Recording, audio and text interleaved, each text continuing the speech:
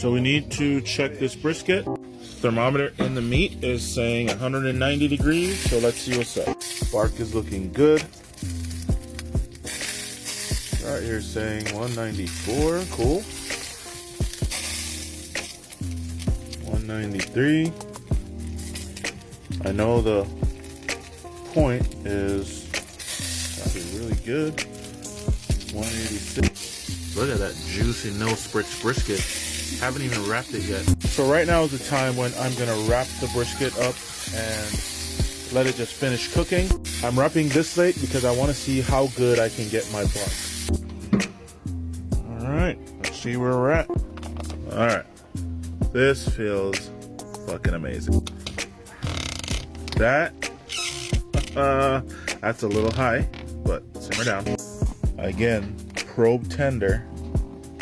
That's what I look for, all right? I don't look for a number. So now I'm gonna pull this off. I'm gonna wrap it in a towel and stick it in a cooler. It's now 2 o'clock, so this is gonna be resting for about 3.5 hours, which is really good for my rest time. Don't miss when I slice this brisket.